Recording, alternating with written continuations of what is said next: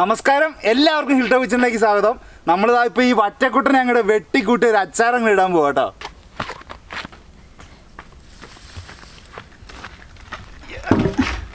അപ്പോൾ നമ്മുടെ ഫിഷ് എത്ര കിലോ ഉണ്ടാവുമെന്ന് നിങ്ങളൊന്ന് പ്രെഡിക്റ്റ് ചെയ്യട്ടോ. ഞാനൊന്ന് എടുത്തു നോക്കി കാണിച്ചു തരാവേ. എത്ര കിലോ ഉണ്ടാവും കമൻ്റ് അടിക്കുക കേട്ടോ. അപ്പോൾ നമുക്ക് ഇവനെ അങ്ങനെ ക്ലീൻ ആക്കി തുടങ്ങാം കേട്ടോ.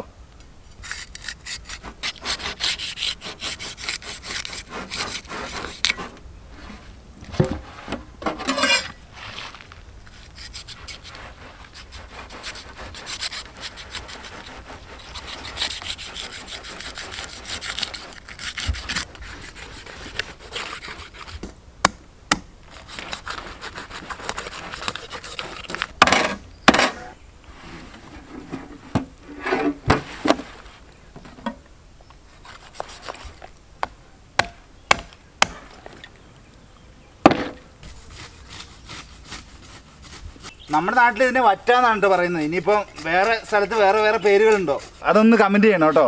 ഏതൊക്കെ പേരുകളുണ്ടെന്ന് നമുക്കും അറിയാലോ.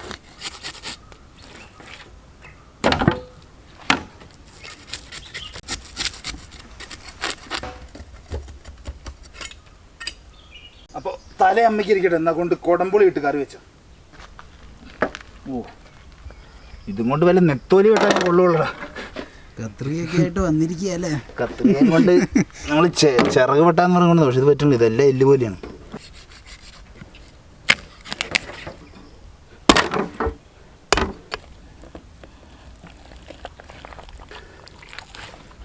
സംഭവം ഇതാ, മീറ്റ് നോക്കി, നല്ല കിടിലൻ മീറ്റല്ലേ. ഇനി നമ്മൾ ഇതിനെ അങ്ങ് കഷ്ണങ്ങളാക്കുക കേട്ടോ. നല്ല ഹൽവ കഷ്ണം പോലത്തെ മീനടാ. ഇല്ലേ, ഫുള്ള് ദശയാ. കണ്ടോ, സൂപ്പർ സാധനം.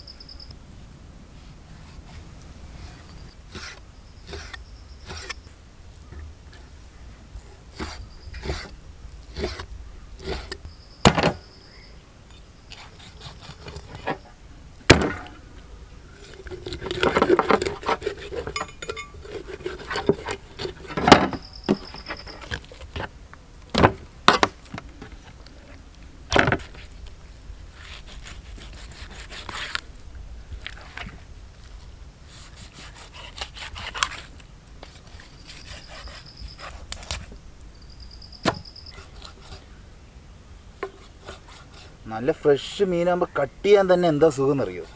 കാരണം ഒന്നാമത് ആ സ്മെല്ലും ഇല്ല, കഷ്ണങ്ങളൊക്കെ നല്ല അടിപൊളിയായിട്ട് ഇങ്ങനെ കറക്റ്റായിട്ട് കിട്ടും.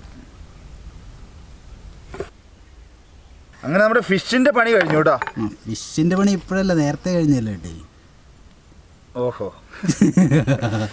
ആ പണിയല്ലേ ഞാൻ ഉദ്ദേശിച്ചത്, ഫിഷ് കട്ട് ചെയ്ത് കഴിഞ്ഞു എന്ന്.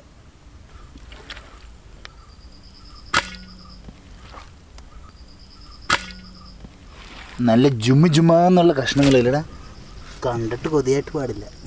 അപ്പോൾ നമ്മുടെ മീൻ കഷ്ണങ്ങൾ നമുക്കൊന്ന് കഴുകിയെടുക്കാവേ. നമുക്ക് ലേശം ഉപ്പുപൊടിയും കൂടി ഇട്ട് കഴുകിയെടുക്കാവേ. ഈ ഫിഷ് കഴുകുമ്പോൾ എനിക്ക് അന്ന് ഓലക്കൊടിയൻ്റെ ഇതാടാ ഓർമ്മ വരുന്നത്. എനിക്കും ഈ വീഡിയോ എടുക്കുമ്പോഴും ആ സെയിം അല്ലേ. അതെ, നല്ല അടിപൊളി. ഓലക്കൊടിയൻ്റെ വീഡിയോ ചെയ്തപ്പോഴും സെയിം ഫീലായിരുന്നു. നല്ല ഫ്രഷ് മീനായിരുന്നല്ലോ അത്.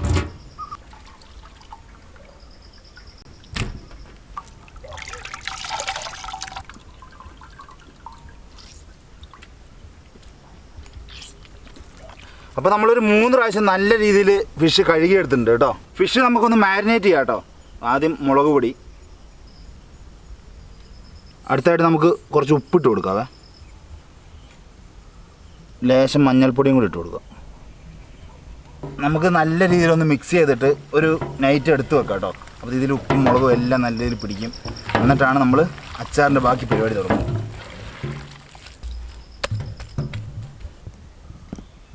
ഇനി നമുക്ക് നമ്മുടെ അടികട്ടിയുള്ള ഉരുളി അടുപ്പത്തോട്ട് വെച്ച് പരിപാടി തുടങ്ങാവേ.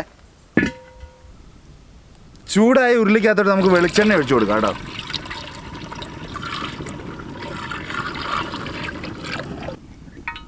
അപ്പോൾ നമ്മുടെ ചൂടായ എണ്ണയ്ക്കകത്തോട്ട് നമ്മുടെ മാരിനേറ്റ് ചെയ്ത മീൻ കഷ്ണങ്ങൾ ഇട്ട് കൊടുക്കാം കേട്ടോ.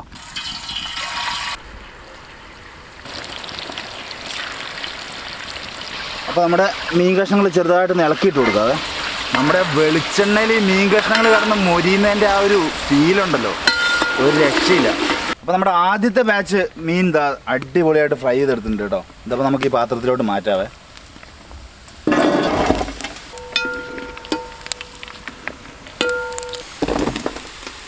അപ്പോൾ നമുക്ക് അടുത്ത ബാച്ചും കൂടെ ഫ്രൈ ചെയ്തെടുക്കാവേ.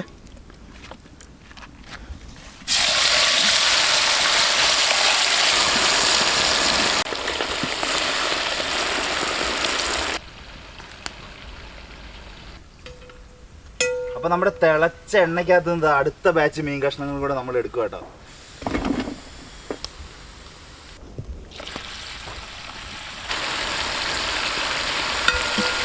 അപ്പോൾ നമ്മുടെ അവസാന ബാച്ച് മീൻ കഷ്ണങ്ങൾ ഇതാ ഫ്രൈ ചെയ്തെടുത്തിട്ടുണ്ട്. അപ്പോൾ നമ്മൾ മീനെല്ലാം ഫുള്ള് ഫ്രൈ ചെയ്ത് കഴിഞ്ഞു. ഇതാ അടുത്ത ഘട്ട പണിയിലേക്ക് തുടങ്ങാം കേട്ടോ. ഇതാ വെളുത്തുള്ളി അരിഞ്ഞത്, കുറച്ച് ഇഞ്ചി അരിഞ്ഞത്, കുറച്ച് പച്ചമുളക് വട്ടത്തിൽ അരിഞ്ഞത് കേട്ടോ. അടുത്തായിട്ട് നമുക്ക് കുറച്ച് കടുക് ഇട്ട് കൊടുക്കാം കേട്ടോ. കുറച്ച് ഉലുവയും കൂടി ഇട്ട് കൊടുക്കാം കേട്ടോ. അപ്പോൾ നമ്മുടെ ഇഞ്ചിയും വെളുത്തുള്ളിയും പച്ചമുളകും കടുക് ഉലുവയും എല്ലാം ഇതിനകത്ത് നല്ല രീതിയിൽ വഴണ്ട് വരുന്നുണ്ട്. അതിനകത്ത് കുറച്ച് വെളുത്തുള്ളി പേസ്റ്റും ഇഞ്ചി പേസ്റ്റും ഇട്ട് കൊടുക്കാം കേട്ടോ. പേസ്റ്റ് എല്ലാം ചെറുതായിട്ടും ചതച്ചെടുത്തിട്ടേ ഉള്ളൂ. അപ്പോൾ നമ്മുടെ ഗ്രേവിക്ക് കുറച്ചും കൂടി തിക്നെസ് കിട്ടും കേട്ടോ. അതാണ് ഞാൻ ഇങ്ങനെ പേസ്റ്റ് അടിച്ചിട്ട്. ഇതിനകത്തോടെ നമുക്ക് ലേശം ഉപ്പും കൂടി ഇട്ട് കൊടുക്കാം. ആ എണ്ണയ്ക്കകത്ത് വെളുത്തുള്ളിയൊക്കെ ഇങ്ങനെ നീന്തി തുടിക്കുന്നതാണ് എന്നെ ചന്തമല്ലേ. ഇനിയിപ്പോൾ നമുക്ക് നല്ല അടിപൊളി ഫ്രഷ് കറിവേപ്പിലയും കൂടെ കുറച്ച് ഇതിനകത്തോട്ട് ഇട്ട് കൊടുക്കാവേ. ഇനി നമുക്ക് കുറച്ച് മുളക് പൊടി ഇട്ട് കൊടുക്കാവേ ഇതിനകത്ത്. ഞാൻ കാശ്മീരി ചില്ലിയും സാധാ മുളക് പൊടി മിക്സ് ചെയ്താണ് ഇട്ടേക്കുന്നത്.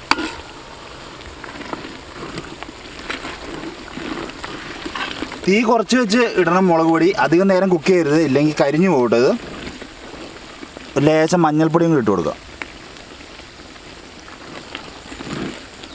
അല്പം കുരുമുളക് പൊടി,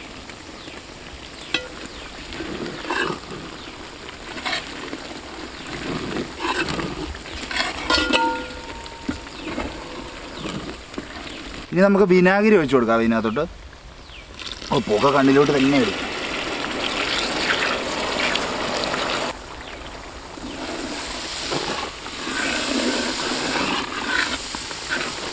ഇനി നമുക്ക് ലേശം ഉപ്പും കൂടി ഇട്ട് കൊടുക്കാവേ. ഇനി നമ്മുടെ വറുത്ത് കോരി വെച്ചേക്കുന്ന മീൻ ഇതിനകത്തോടെ അങ്ങ് തട്ടി കൊടുക്കാവേ.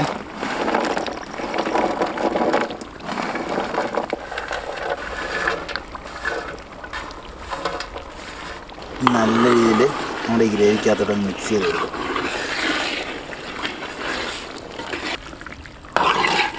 അപ്പോൾ നമ്മുടെ അച്ചാറിന് ഉപ്പൊക്കെ എങ്ങനെയുണ്ടെന്ന് ഇപ്പോൾ ഒന്ന് ചെക്ക് ചെയ്യണം കേട്ടോ. എന്നിട്ട് കുറവുണ്ടെങ്കിൽ ഇപ്പോൾ തന്നെ ഇട്ട് കൊടുക്കണം. ലേശം ഉപ്പും കൊണ്ട് ഇടാം.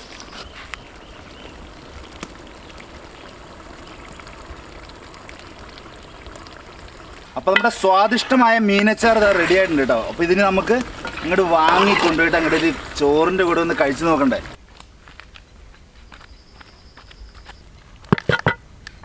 അപ്പോൾ നമ്മുടെ കിഡിലൻ അച്ചാർ ഇത് റെഡിയാക്കി കൊണ്ടുവന്നിട്ടുണ്ട് കേട്ടോ. നമ്മുടെ വാഴയിലേക്ക് ഇട്ട് കുറച്ച് ചോറ് അതിലോട്ട് വിളമ്പാണ്.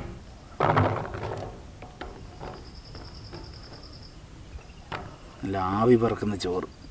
ഇതിൽ നിന്ന് ഒരു കഷ്ണം എടുത്ത് കഴിച്ചേച്ച് അഭിപ്രായം പറഞ്ഞ് ശേഷം എടുത്ത് നമുക്ക് ഈ കോണ്ടിലോട്ടും കഴിക്കാം. എന്നിട്ട് ഇതിൽ നിന്നൊരു കഷ്ണം എടുത്ത് നമുക്ക് ആദ്യം കഴിക്കാവേ.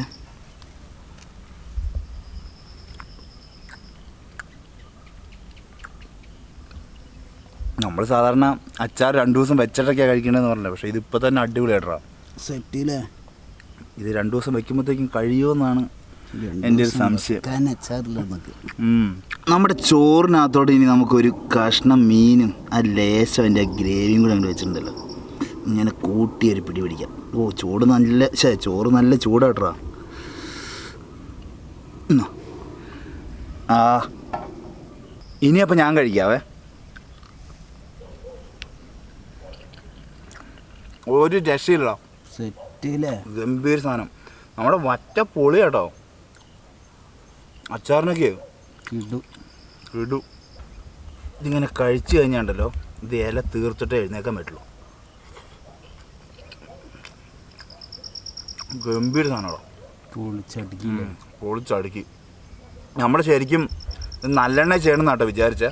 പക്ഷേ എന്താ നല്ലെണ്ണ ചെയ്യാത്തതെന്ന് പറഞ്ഞു കഴിഞ്ഞാൽ വെളിച്ചെണ്ണ എന്തായാലും നമ്മൾ എടുത്തു, അതിനിപ്പം എന്തായാലും വറുത്തതല്ലേ, അത് വേസ്റ്റ് ചെയ്യണമെന്ന് വിചാരിച്ചു. ഇത് പിന്നെ എല്ലാവർക്കും കൊടുക്കണോണ്ട് നമ്മളിത് ഒരുപാട് നാൾ വെക്കണമൊന്നുമില്ല. എന്നാൽ പിന്നെ വെളിച്ചെണ്ണ തന്നെ നിങ്ങൾ ചെയ്യാൻ മതി. വെളിച്ചെണ്ണ ടേസ്റ്റ് ഉണ്ട് കേട്ടോ, കൂടുതൽ നാൾ നല്ലെണ്ണ പോലെ ഇരിക്കില്ല എന്ന് മാത്രം. അപ്പം നിങ്ങൾ വീട്ടിൽ ചെയ്യുകയാണെങ്കിൽ എന്തായാലും വെളിച്ചെണ്ണ അല്ലാണ്ട് നല്ലെണ്ണ ചെയ്യുന്നത് നല്ലത്, കൂടുതൽ കാലമൊക്കെ വെക്കാനാണെങ്കിൽ. അങ്ങനെയാണ് അടിപൊളിയായിരിക്കും എന്ന് പറഞ്ഞാൽ അടിപൊളിയായിരിക്കും. നിനക്ക് ഞാൻ ഒരു വായ തരാടാ, നീ എന്നിട്ടേ അഭിപ്രായം പറയാം കേട്ടോ. ഓക്കെ, ഇങ്ങനെ അങ്ങോട്ട് കുഴച്ചിട്ടുണ്ടല്ലോ ആ മീനച്ചാറും കൂടെ കൂട്ടി. രണ്ടാമത് തരുന്നതെന്ന് പറയില്ല എന്ന് പറഞ്ഞാലേ നിന്റെ അടിപൊളി, ഒരു രക്ഷയില്ല പറഞ്ഞ പോലെ അല്ലേ? അതെ, ആരൊക്കെ ബാക്ക്ഗ്രൗണ്ട് വരുന്നല്ലോടാ മിട്ടുവോ? അതെ, എല്ലാരും എത്തിയില്ലേ? മണം കൊണ്ട് പൊളിച്ചടിക്കുക എന്തായാലും. ഗംഭീര സാധനം അല്ലേ? ഒട്ടും മാറ്റി ഇതേ ഞാൻ ഇങ്ങനത്തെ ആംഗിളൊന്നും കണ്ടിട്ടില്ലല്ലോ. അതെ, നീ എന്തായാലും ഈ ആംഗിൾ കാണിക്കും. അടിപൊളി കഴിഞ്ഞൂലേ? അതായത് നമ്മൾ സാധാരണ കഴിക്കുന്നതിനെക്കാട്ടിലും ഡബിൾ ചോറ് നമുക്ക് കഴിക്കാം, ഒരു സംശയം വേണ്ട. അത്രയും ഗംഭീരമാണ്, കറി ഒന്നും വേണ്ട, ഇത് മാത്രം മതി. അപ്പോൾ നേരം സന്ധ്യ ആവാറായിട്ടുണ്ട്. എന്നാലും ഞാൻ ഒരു വായും കൂടെ കഴിച്ചിട്ടേ പറഞ്ഞുള്ളൂ. നമ്മുടെ മീനച്ചാർ എങ്ങനെയുണ്ട്? ഞാൻ കഴിക്കുന്നതായിട്ടല്ലേ പറയാൻ പറ്റൂ. എബിന് എങ്ങനെയുണ്ടാ? പൊളിച്ചടിക്കുന്ന ഒരു രക്ഷയില്ല, ഗംഭീര സാധനം കേട്ടോ. സാധനം ഒരു 2 ദിവസം കൂടെ ഇരുന്ന് കഴിഞ്ഞാൽ ഈ ചട്ടി കാലിയാവും, ഒരു സംശയം വേണ്ടെന്ന് പറഞ്ഞവരെ. ഇതിൽ പിടിക്കാനുള്ള സമയമൊന്നും കിട്ടില്ല, നമ്മളിപ്പോൾ എല്ലാവരും കൊടുക്കാമല്ലോ. വറ്റ പൊളിയാട്ടോ, വറ്റ തന്നെ പ്രത്യേകം മേടിക്കാൻ ശ്രമിക്കും കേട്ടോ. അതായത് വലിയ വറ്റ, നമ്മളെ വെച്ച പോലത്തെ വറ്റ മേടിക്കാൻ ശ്രമിക്കും. അപ്പോൾ വീഡിയോയെക്കുറിച്ചുള്ള അഭിപ്രായങ്ങൾ എല്ലാവരും കമൻറ്റായിട്ട് ഇടുക. വീഡിയോ ഇഷ്ടപ്പെട്ട് കഴിഞ്ഞാൽ ലൈക്ക് ചെയ്യുക, വീഡിയോ ഇഷ്ടപ്പെട്ടില്ലെങ്കിൽ ഡിസ്ലൈക്ക് ചെയ്യാം. അപ്പോൾ നമ്മുടെ ചാനൽ ഇഷ്ടപ്പെട്ട് കഴിഞ്ഞാൽ ഒന്ന് സബ്സ്ക്രൈബ് ചെയ്യുമല്ലോ അല്ലേ? അപ്പോൾ നമുക്ക് ഇതിലും മനോഹരമായിട്ടുള്ള നല്ല ഗംഭീര വീഡിയോ ആയിട്ട് കാണാം. അതുവരേക്കും പീസ് ഒന്നും കൊണ്ടോ ഇല്ല.